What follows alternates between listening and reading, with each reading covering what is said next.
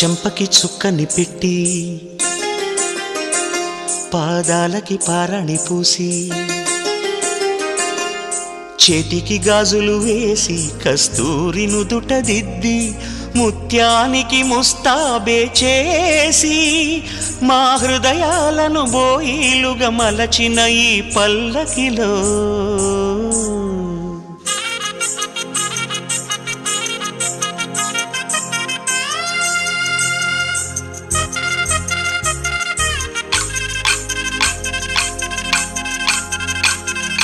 పల్లకిలో పల్లకిలో పెళ్లి కూతురు రాణిలా ఉంది, మహారాణిలా ఉంది.